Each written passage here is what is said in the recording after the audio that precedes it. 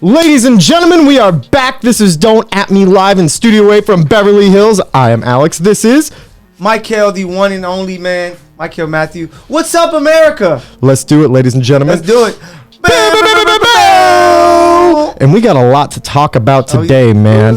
We got to start off first with the Philadelphia 76ers. I'm sorry, fans. To everyone out in Philadelphia, I'm so sorry. But again, the process still has not proven to be trustworthy. Man. So last night, we got to watch the Atlanta Hawks win a thrilling game. I'm here to discuss it with my Padawan, Mykell himself. And right now, we have to talk about, in particular, Ben Simmons, who now, Mykell, is the most overrated point guard. So I want to give you a couple of stats real quick. Okay. Yeah. Ben Simmons has played a total of 38 playoff games. Okay. Of which 7 of those playoff games have been with double-digit assists. Only 7 games have been with double-digit assists. Okay. And he's the point guard that we all claim can find and get players open shots, right? Yeah. Then 9 of those playoff games have been under 10 points.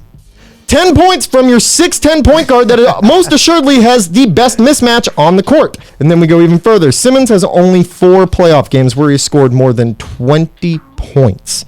That's a total of 38 playoff games and not providing. Yeah. So, Mykell, I want to leave you with this. Ben Simmons, to me, has been the most overrated point guard in the league. His numbers are pretty much comparable to Lonzo Ball, and the only difference between them is you can put Lonzo Ball in the end of the game and not have to worry about him being a liability. And also, he's a guy that can create his own shot and get his teammates shots as well. Ben Simmons is not going to get it done, and Philadelphia has to make a trade because they're not going to stand for this any longer, Mykell. For me, I blame guys like myself and different guys in the media because him coming out, what do we say? LeBron James, Magic Johnson. So we put so much pressure on him to succeed, and we didn't look at his full game. We didn't see he was so flawed for a number 1 pick. Like the fact that he can't shoot, the fact that he's not aggressive. You even look at his year at LSU, he could have dominated probably even more, but sometimes he just wasn't aggressive enough, and you see it now with this game. He had 0 shots in 4 of the 7 fourth quarters of this big-time series. 0, which is terrible when you're the point guard. I don't want to hear Doc can do this for him to make it easier. You have the ball most. Pick and roll, ISO, go and make something happen, but it comes down to his fear. His fear of what? The shooting. Free throw line, Shooting and free throw line. Shooting and free throw line. He shot 34% in the playoffs, which is the worst.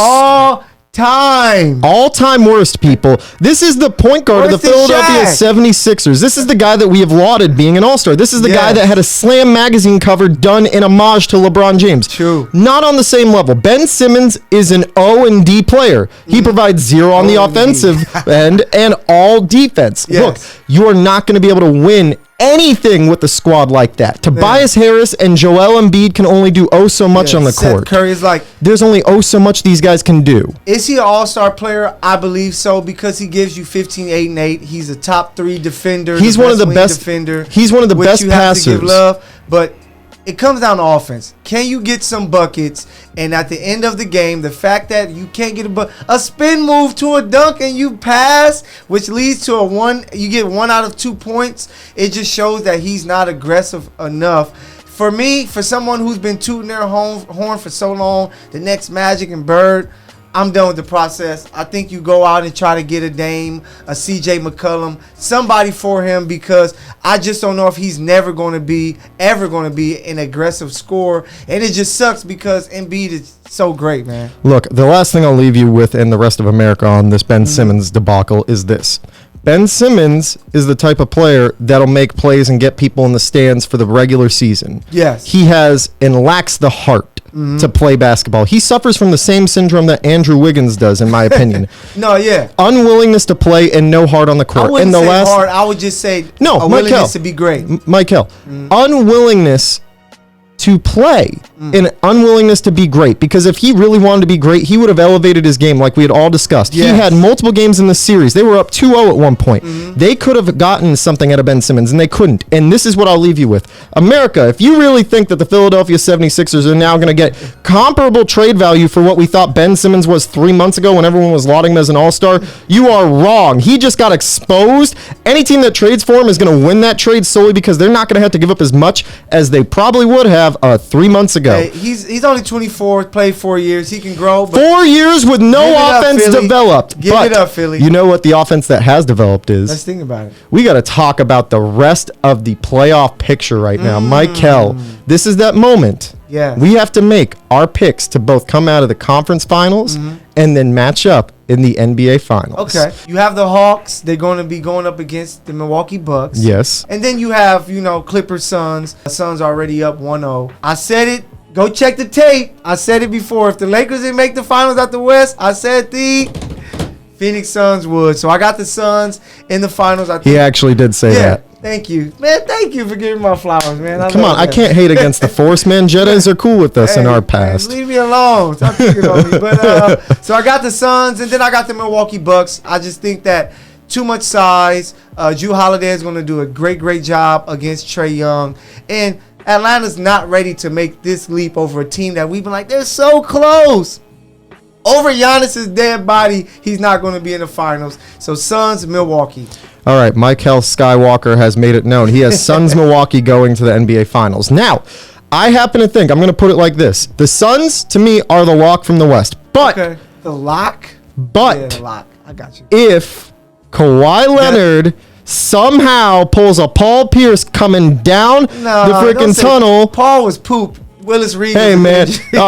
Come on, man. People are going to know more about Paul Pierce rolling out because he had to take a crap than Willis Reed coming back in the NBA Finals, right? But let's be real. If Kawhi Leonard comes back, I think that the Phoenix Suns do lose that series, in fact. I think, in point of fact, that Kawhi Leonard added to what the Clippers are doing right now, especially the evolution of what Terrence Mann has been able to do, dropping 37 points with no Kawhi Leonard, actually. 39 points without Kawhi Leonard to extend and go to the Western Conference Finals. No small feat. But I happen to think that when you put Kawhi back on that team, even if Phoenix gets Chris Paul back, those two defensive tandems, especially with how they're now rolling offensively, they've shown that they can bulldoze other teams, and we should not count them out. So for me, the Clippers could conceivably be the lock out of the West if Kawhi comes back. If not, Devin I got Booker, the set. Baby Mamba. That's all I gotta say. Whoa, slow down with that BS. I'm a UK fan. I love D-Book, but I'm not going to compare the two. You should know. No, you know why I know? Because you can't compare the two. That's unfair. He's not going to be Kobe. He's going to be the Devin Booker. Stephen A. Smith. He's not the next Kobe Bryant. He is the first Devin Booker. Put some respect on his name.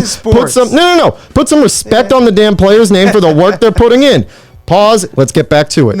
On the Eastern Conference, right? You got the Bucks and you have the Atlanta Hawks. Yes. Out of the two, come on, man. Trae Young can drop 30 points, 40 points, and then or have a night like he did last night, 18 and 10 with Kevin Huerter leading the way like White Mamba he is. But there ain't no way in hell that they are going to stop. No how. They are not going to be able to stop the size of the Milwaukee Bucks. I can only imagine if Joel Embiid can go up and get denied by guys in the post, right? Imagine what a guy like Brook Lopez, who might be slower but is just as tall, can do to all players on that roster and abuse them in the post. Look, for me, the Milwaukee Bucks are the clear-cut favorite from that matchup. Just look at the size. Look at what they're going to be able to do. You really think Clint Capella, John Collins are going to be able to match up with a guy like Giannis Antetokounmpo? And we didn't even mention Chris Middleton. So no, and that's the thing. Chris Middleton is the linchpin that's going to put them in the NBA Finals because I have not given that man his respect. He is deserving of it. He is a solid 1B option, not number 2. He's 1B to 1A. 1A, just the fact he can close the game as a shooter. And he's the one guy you trust at the end of the game. But I'm going to have it like this. I'm going to have the Bucks. And right now, because there's no Kawhi, we can't count out the Suns. Okay, so we're both on the same page. It'll be an interesting finals. I love it. We're excited, America. Yes, sir. And you know what we're even more excited about? We got to talk about right now the most interesting subject in the world. That is... Hey, man, what's that on your hands? The sticky stuff heard round the world. So right now, people, baseball's experiencing a bit of an interesting situation. Yes. We're dealing with pitchers throwing multiple no-hitters, perfect games, and whatnot at this point. And also, most notably, and the emphasis being, velocity is up for baseball players. Now, for those of you who don't know, John Boy Media does a great description of this online, so I'm going to break it down very quickly. Yep. They're applying these sticky substances. We've heard of pine tar. Think of it like super glue for this instance. Sure. They're applying sticky substances to their hand. The pitchers are.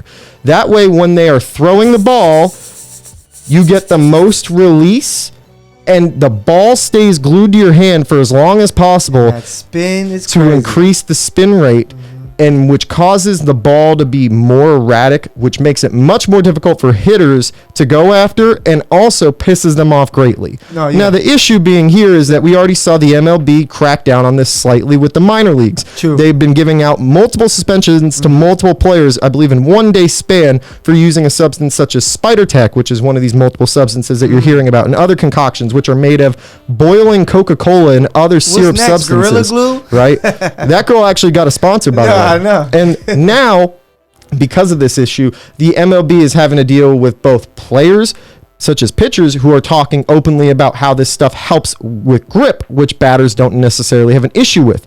But the batters have an issue with what's going on trying to go at bat. They are finding balls after at bats that are covered in sticky stuff. Yep. Most notably, Josh Donaldson's come out and said he has multiple videos of this. Guys like Garrett Cole were even asked in the media, and this is what my question will lead He couldn't even give you a good answer. Garrett Cole said this. I don't know. I don't know if. I don't quite know how to answer that, to be honest. I mean, there are customs and practices that have been passed down from older players to younger players, from the last generation of players to this generation of players. And Garrett Cole basically danced around the question. Yes. He was asked outright whether or not he used Spider Tack, the specific substance, and basically said, players from each generation have their own ways of doing things. So let me ask you, does that sound like a hell yeah, I use it and it makes a big difference? It sounds like a hell yes, I use it, but I think that he's totally right. Like with a lot of eras of baseball, there has been some ways pitchers and hitters got an advantage. The most exciting era was what? Steroids. So you had people that were 185 the next year, 235. Jose Canseco, Mark Aguirre. 40, 50, 60, 70 home runs in a season. And now you're getting pitchers who like, hey, we're still competing with some really big guys. Now I have the ball, but we're competing with some really big guys. So we have to do whatever we can. Are they taking it maybe too far? When you hear the stories, you're probably like, yeah, you guys are putting too much sticky stuff on there because the spin is crazy. When batters are complaining about this, complaining about picking up balls that have sticky stuff on them, right? Complaining about dealing with other pitchers, right? This is an issue for baseball. Yes. You're getting multiple no-name guys. Means throwing a no-hitter. Oh, my God. How can you take this and not assume that there isn't an issue? You look at Justin Verlander, Trevor Bauer, and also Garrett Cole stats. True. From the time they got to Houston, and also when I believe Trevor was with either the Reds or the Indians at that point. Bauer, yeah. His spin rate went through the roof. So did Garrett Cole. So did Justin Verlander. Yeah. Aroldis Chapman's also been known on that, right? We've also seen they've played games clearly without this stuff, and their velocity is dropped by almost 300 RPMs, which is rate per minute, I believe. Rate per minute. Revolutions per minute, I'm sorry. But this is the issue with baseball. I want to ask you this. Do you have an issue with pitchers using sticky stuff? And if you do, why?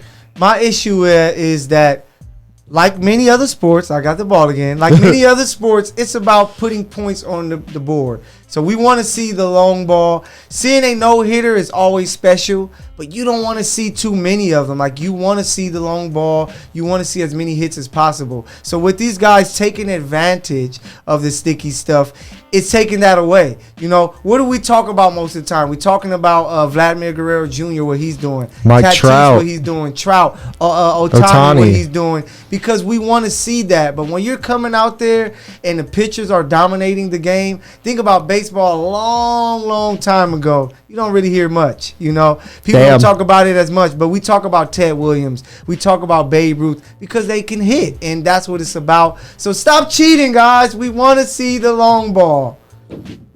I will say we also talk about guys like Jose Canseco, because a guy like that goes from having a 40-40 record-breaking year of 40 stolen bases and also 40 hits to also fighting guys, blowing off his finger with a gun. So yeah, we stay in tune with these guys, right? Shout out to JPP also for the firework gate.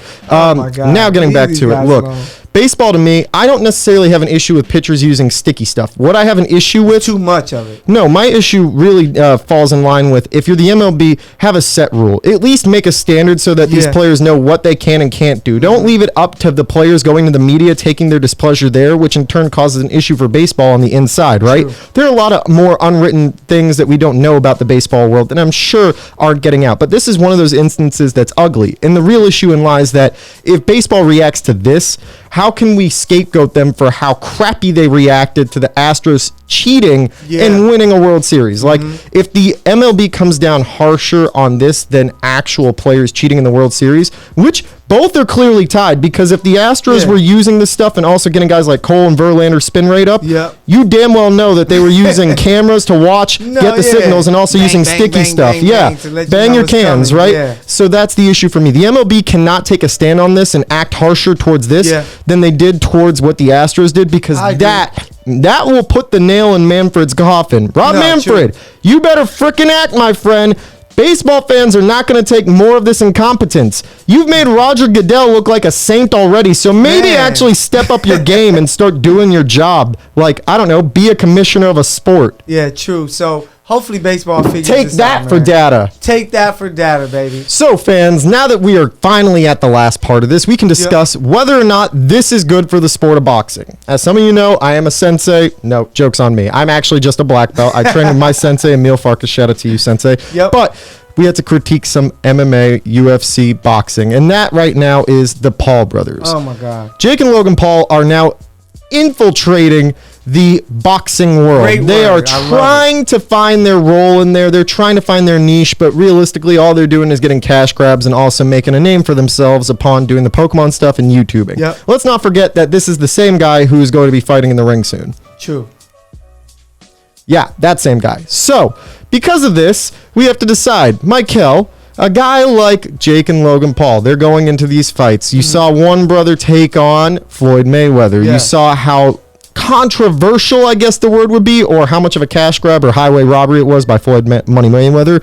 Now we're getting to see the other Paul brother. Best legal bank robber. That's what he calls himself. Step into the ring and take on a guy who actually knows how to take a punch in Tyron Woodley. So, do you think that the Paul brothers' infiltration of the sport of boxing is good for the sport? To be honest with me, I feel I'm not a purist, but I'm a purist. You know, boxing purist. I've been watching it for a long, long time. I think that it's bad for boxing. I think that you're overlooking the big time names, the Crawfords, the Tanks, Canelo, guys like that, because we're all talking about what? Who the Paul brothers are fighting. These guys aren't professional fighters. No. And are they, they're learning from Floyd, because Floyd kind of swindled us, towards the end of his career, fighting McGregor and all of these washed fighters. So they're learning from that. But come on, guys. We have to stop paying our money to watch these non-professionals make fun of a sport that gave us Mike Tyson, Muhammad Ali, Joe Frazier, Joe Louis, Sugar Ray Leonard, Sugar Ray Robinson, so many greats, and they're making a mockery of it because we know they aren't professionals.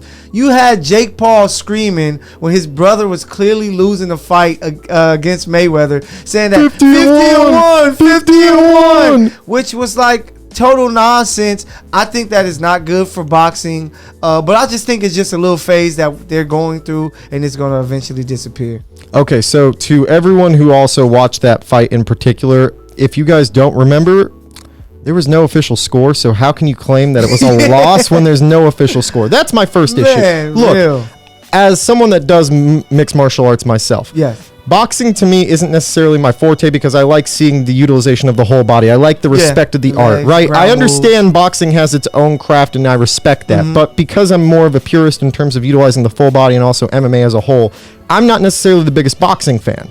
But that being said, I do know business. And one thing I do know is that this is great in terms of right now immediately for the Paul brothers and for fighting as a whole. For the sport of boxing, this is not the best thing. People want to tune in to watch these guys get the crap kicked out of them. Yes. That's really why people want to tune in. No, true. And then people realize after watching the fight they wasted their money. Yeah. Now you also look at what's going on for the sport of boxing. They're trying to maintain themselves, keep themselves seriously. Guys like Canelo and whatnot are watching these fights and probably thinking the same thing the rest of us are. Why the hell are these boxers doing it? And at this point, for me, I'm looking at it and saying, this is not good for the sport of boxing. You're making a joke of it. This is almost a farce of boxing as a whole. Yeah, I agree. You can claim that this is great for the sport to some degree, whatever your rationale is. But let me tell you, this is similar to that Nathan For You episode where he made the fake Starbucks and did that whole scenario where it was a copycat and made money from it. You can have the same thing, Paul Brothers, but let me tell you something. You're making a joke of a sport that people value, people take seriously. Yes. When you go into the ring, we understand that you're trying to actually make a name for yourself, but it's more about your pocket. For the people that actually appreciate the sport, don't watch it then. Yeah. You have the ability not to watch it. If you want to go stream it and be wild somewhere else, go True. and take that risk as you may. We are not endorsing streaming by any chance. Triller, don't sue us for that. The point being is that it's not healthy for the sport of boxing. People get this dystopian, disjointed fear of what the sport now is because you're seeing it's more popularized by actors and actresses. This all goes back to when we saw guys like Shaq and Karl Malone step into the ring. People forget about that. Celebrities have been in the boxing world and the fighting world for years, but it's one thing to do it with the intent of it being somewhat as a joke, like and this is being nice, the WWE, for example, right? Oh, yes. But when you're going in the ring to actually fight and commit to an art form, you are ingratiating yourself into that field. You are taking that leap and bound, and then that field is allowing you to come in and enter the space. So respect the field. And for the fans that are watching and are pissed off, don't waste your money. Just don't watch it. Respect the game of boxing. Become a professional and start from the bottom like most fighters do. That's all I would say. No cap. No cap. You know what time it is. He finished it with the cap. I'm going to take you there. Cap or no cap, a new segment here at Don't At Me. Woo! Where you're going to tell me, do you agree or disagree with what I'm saying? Because I know he will. So am I capping? Meaning you think I'm lying or you disagree? Or is it no cap where you got it right, Mr. Mykell? So Himes, are you ready? Yes. Time to figure out if I'm capping or not. Or let's see what you think, man. So the Madden curse is finished. It is dead. It is done. Dada. Shout out to the guys who are going to be the new cover boys of it. Who this is their second go around. You have Tom Brady, Patrick Mahomes. They're going to be sharing it together. I feel some type of way about that because they just beat my Chiefs, but we'll go there later. But yeah, I think the curse is dead. Patrick Mahomes, last time he was on the Madden curse, yeah, he dealt with that slight injury, missed a couple games. He was a Super Bowl MVP. Okay, Tom Brady, 2018. The Super Bowl MVP, no, but he was the MVP of the regular season and made it to the Super Bowl. And then Lamar Jackson, coming off his MVP year, had another great year and won his first playoff game.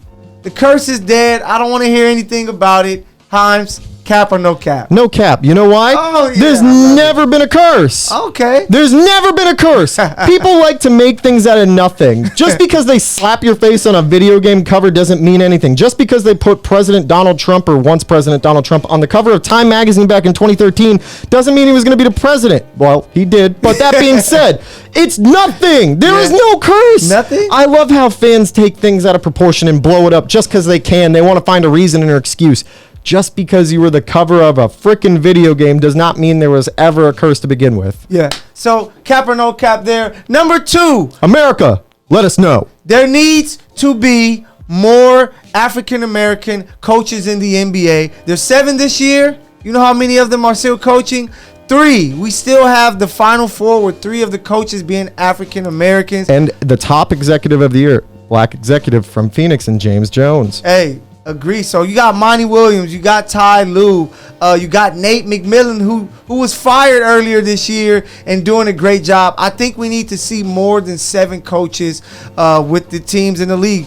These guys can relate because a lot of them are former players. When you deal with social injustice situations, they are dealing with it too, so they can deal with their players, the media. We need to see more African-American coaches. Should be like 15 of them, man. Also, cap or no cap? I want to also give a quick shout out to Marvin Lewis. I mean Doc Rivers, because he was also don't in do that that bunch to as Doc. well. Yeah, no cap, man. Look, we need to see more black head coaches as well as executives in the NBA. Yes. Right, overall. We've had this discussion for years now, but especially with my Boston Celtics and the situation that we sit.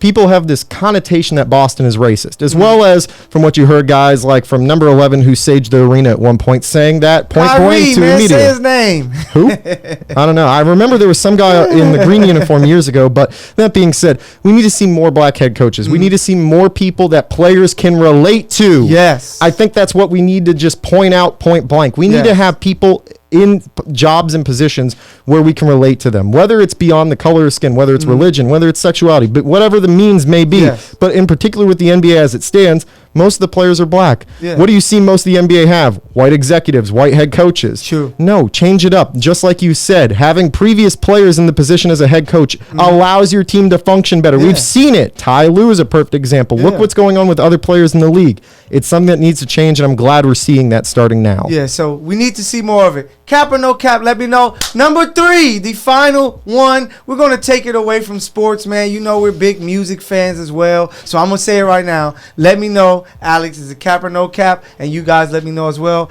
Kendrick Lamar is the best rapper of his decade. Over Drake, over J. Cole. Over Schoolboy Q? Over Schoolboy Q. From Section 80 all the way up to Damn. You can go to the Black Panther soundtrack. We got to go back to K-Dot days, No, too. yeah, even K-Dot days. But I just think that he's the best rapper of the past decade. He has everything that you need from a rapper. Number 1 records, number 1 albums. He had an anthem for, the protests. We gonna be all right, So he did so many great things in form of hip hop. Of course, Drake was the hit maker and smash. But when you talk about really using your words and using your platform to the highest degree, Kendrick Lamar gave us classic albums. Well, I don't think Drake, J. Cole gave us any classic album, or even your guy Schoolboy Q. They gave us great albums, but not classics he got a Pulitzer Prize, bro. They're teaching his music at Harvard. Kendrick Lamar is the greatest rapper of the decade. Cap or no cap? No cap for me. You agree with me today. I love it. Point blank. Look, we want to talk about rap like a human body, right? We're building the human body and the organs that make rap. Yes. To me, we have guys like J. Cole in the mix. You can even throw even some of the older guys who've been around and then also done Jay-Z, stuff on the Kanye. scene. Jay-Z, Kanye, right? But the backbone, the skeletal structure of that to me is Kendrick Lamar. Look what he is. He is the backbone of what rap has been for the last decade. He's set a tone, a standard. While other artists were experimenting with pop, with major hits, Kendrick has stayed true to who he is. And Facts. each album That's is huge. an evolution of itself, right? When, what was it? Good Kid. Yeah, when Good Kid, Mad City dropped, that was one vibe. That was a section of high school for me, right? That was Compton. He was teaching where he was from. Yeah, and you're learning about that, especially as a kid from the city that really doesn't know much about outside of his bubble. You learn so much, so it's influential there. Then you have stuff like To Pimp a Butterfly. To Pimp a Butterfly to me was more of his experimental phase, but that was the evolution of It was Kendrick, very right? Afrocentric, which showed us another level of him. And that's the evolution, right? And then it just keeps going. Yeah. Damn, and then all the later projects, Yeah. right, that are soon to be coming out, right? You're seeing the evolution of this guy before his eyes. Yeah. That's what us as fans crave to see with sports in terms of players that grow with our teams. He represents Simmons. our city. Yes. Kendrick Lamar represents Los Angeles. He represents not only Mykell's Los Angeles, my Los Angeles, our Los Angeles. That's why, to me, K-Dot is the greatest of this decade. There's no cap on that. Yeah, no cap. Thank you so much, man. So that is cap or no cap. Make Hey. sure you be on the lookout. Promise that you will sing about me. Promise that you will sing which is about one of me. the dopest songs Oh my in God. the history of the game. But yeah, cap or no cap, you're going to get it every week. Let me know, Mykell Matthew, the PG, if I'm capping. Let me know. He's always capping. And that being said, ladies and gentlemen, don't forget to like and subscribe. Check us out on YouTube. I am at Alex Himes on social media. That is at Mykell the PG. Don't forget to like and subscribe. We are Don't At Me with Mykell and Alex on YouTube. Yep. And right now, I got to do the last part, and that's our latest segment, which is Take That Bet. Hey, make it rain. And don't worry, people, we'll have more money coming in soon because this NBA playoff season has been one of my best. Let me tell you, I'm one of those guys who really takes an example out of the Trading Places book. That's right, $1 bets. So for me, if you are just like me or you're willing to be a little bit more wild with your money in gambling, go ahead and take the upsets. Right now, I'm sitting on 6 comeback games that I have taken when the teams have been down anywhere between 10 to 20 points. Yeah. That is the Hawks, the 76ers, the Nets, the Suns, and even the Bucks closing out, as well as the Atlanta Hawks last night closing out that series in a thrilling Game 7 fashion and putting Ben Simmons officially in the grave. That being said, I am now up from $5 to $1,500.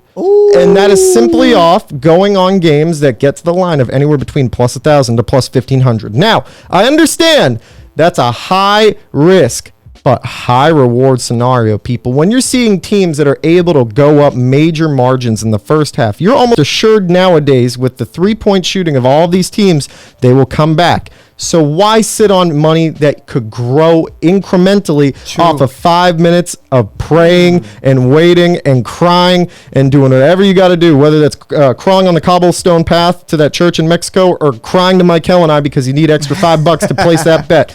Bet the underdogs, and trust me right now, the Los Angeles Clippers, although they are without Kawhi Leonard, at times during those games when they get down 8 to 10, that line crosses anywhere between 400 to 600. Take that bet, people, because right now we know the Los Angeles Clippers and how they roll. They might go down in game 2, but that damn well means they're winning 3 and 4. So bet on that. Take that bet, and you know what you should do?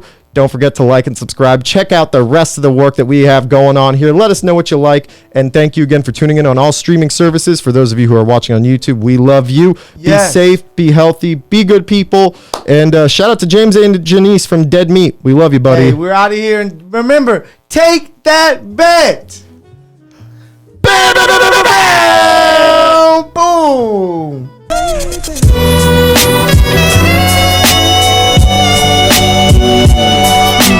See with the little Padawan twist up front. Padawan twist. That's hilarious.